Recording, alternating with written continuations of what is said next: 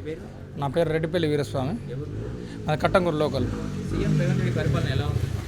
ప్రస్తుతం మంచిగానే ఉందండి, మంచిగానే ఉంది. రైతులు కూడా సంతోషంగా ఉన్నారు. 2 లక్షల లోపు రుణమాఫీ దరిదాపుగా 99% రైతులకు అయ్యింది. అదేవిధంగా ఇప్పుడు కొత్తగా రైతు బంధు సంక్రాంతి వరకు రిలీజ్ చేశాను. 26కు 26 జనవరికి ఆ రైతు బంధు కూడా రైతుల ఖాతాలో జమ చేస్తానని చెప్పడం జరిగింది. అదేవిధంగా ఇంకా ఎన్నో సంక్షేమ పథకాలు ఇంప్లిమెంటేషన్ చేయడం జరిగింది. అందులో భాగంగా 200 యూనిట్ల విద్యుత్ ఒకటి, అదేవిధంగా మహిళలకు ఉచిత బస్సు అయితేనేమి, అదేవిధంగా గ్యాస్ అయితేనేమి, 500 రూపాయల సబ్సిడీ అయితేనేమి, ఇవన్నీ సంక్షేమ పథకాలు 500 వస్తూనే ఉందండి. సబ్సిడీ పడుతూనే ఉంది, మాకు వస్తుంది. నేను తీసుకుంటున్నా, నేను కిరాయి ఇంట్లో ఉంటున్నా, అయినా నేను లబ్ధి పొందుతున్నా 200 యూనిట్ల కరెంటు. రైతు భరోసా 12,000 చేసింది. రైతు భరోసా 12,000 చేసిందంటే మంచిగానే ఉందండి. గత ప్రభుత్వం 10,000 ఇచ్చింది, ఇప్పుడు 12,000.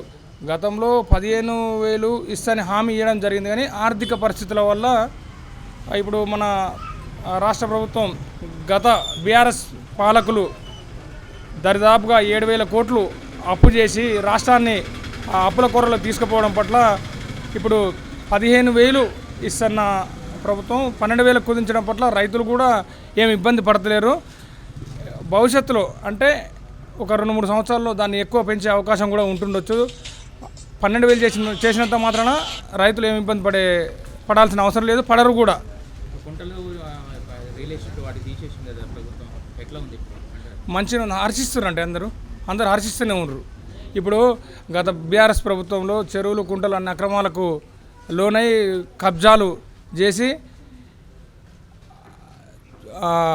ప్రభుత్వ సంబంధించిన రైతుల రైతు భరోసా అర్థం రైతు భరోసా తీసుకుంటాం కదా. ఇప్పుడు మన కుంటలు వాటికి తీసేసింది కదా, గుట్టల గిట్టలకి.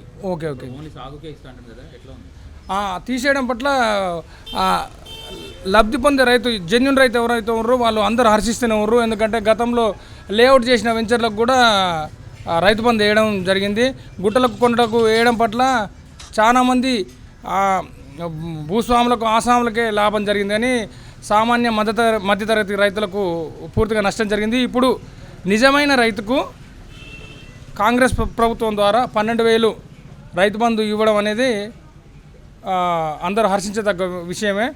రైతు బంధు అనేది కూడా ఇప్పుడు కాంగ్రెస్ ప్రభుత్వం తీసుకున్నటువంటి లిమిట్ 7 ఎకరాల లోపు, అది అందరూ హర్షించదగ్గ విషయమేనండి. బీఆర్ఎస్ పార్టీ ప్రతిరోజు అసెంబ్లీ సీఎం రేవంత్ రెడ్డి ఎట్లా చూస్తారు?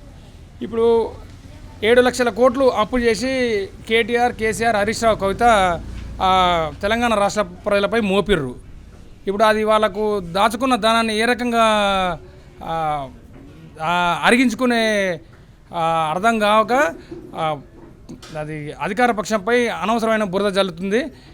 ఇప్పుడు ప్రస్తుతం కేటీఆర్ కానీ ఆల్రెడీ లిక్కర్ స్కామ్లో వాళ్ళ చెల్లె కవిత గారు జైలు పోవడం జరిగింది ఒక 6 నెలల పాటు. ఇప్పుడు కేటీఆర్ గారు కూడా జైలు పోతందుకు సిద్ధంగా ఉండు. మరి మతిముద్దుప్పి వాళ్ళ నానేమో ఫామ్ హౌస్లో బండి సంవత్సరం నుంచి గవర్నమెంట్ పోయిన కాంచి మతిముద్దు తప్పి ఫామ్ హౌస్లో పడినాడు. కొడుకు బయటికి వెళ్ళి చిల్లర వేషాలు వేస్తుండు. దీనంతా ప్రజలు గమనిస్తూనే ఉన్నారు.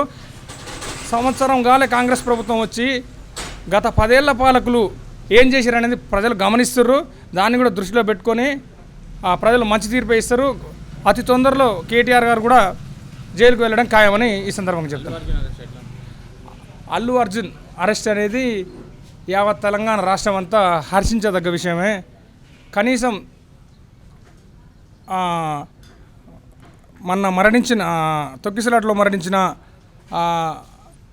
మహిళపై కనీసం పరామర్శ లేకుండా ఒంటెద్దు పోకడ అంటే డబ్బు అహంకారంతోనే అల్లు అర్జున్ గారు ప్రవర్తించిన విషయాన్ని మన గౌరవ ముఖ్యమంత్రి వర్యులు రేవంత్ రెడ్డి గారు అసెంబ్లీలో ప్రస్తావించి చట్టం ముందు చుట్టాలు ఎవరు లేరు అని, హీరో అయినా సామాన్య పౌరుడైనా ఎవరైనా అంతా సమానమే అని అల్లు అర్జున్పై చర్య తీసుకోవడం పట్ల రేవంత్ రెడ్డి గారిని కూడా అందరూ హర్షింపదగ్గ విషయాన్ని చెప్తున్నారు ప్రజలు. హైడ్రా పనితీరు మంచిగానే ఉందండి. ఇప్పుడు హైడ్రా వల్ల చెరువులు కుంటలు ఆక్రమించబడిన సమీప ప్రాంతాల్లో ఉండబడిన దాని ఇళ్ళకు వర్షం వచ్చినప్పుడు కినా వాటర్ స్టోరేజ్ పోకుండా, ఇంకొకటి భవిష్యత్తులో మన భవిష్యత్ తరాలకు హైడ్రా వల్ల ఉపయోగం ఉంది.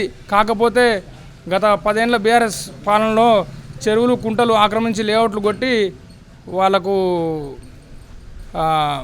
నిమ్మకు నీరెత్తినట్లుగా ఏం కనపడకుండా అన్ని కబ్జాలకు గురి చేశారని తెలియజేస్తున్నాను.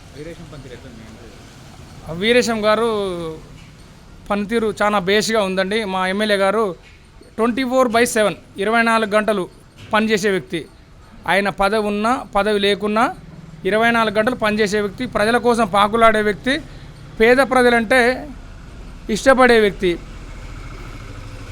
పార్టీలకు అతీతంగా చిన్న పెద్ద బీద ధనిక అనే తారతమ్యం లేకుండా అందరికీ అందుబాటులో ఉంటూ, అందరూ ఎమ్మెల్యేలు హైదరాబాద్లో ఉంటే మా ఎమ్మెల్యే గారు ఇంటికాడనే వండుకుంటూ నగరికల్లో 24/7 12 గంటల దాకా పనిచేసినప్పుడు ఏ కార్యకర్త అన్నా నాకు ఆపద వచ్చిందని అని ఫోన్ చేస్తే డైరెక్ట్ ఆయనే రెస్పాండ్ అవుతాడు. పిఏలు గిఏలు ఏముండరు, ఆయనే రెస్పాండ్ అవుతాడు. సమస్య వచ్చిందంటే తెలుసుకుంటాడు, దాన్ని పరిష్కరిస్తాడు.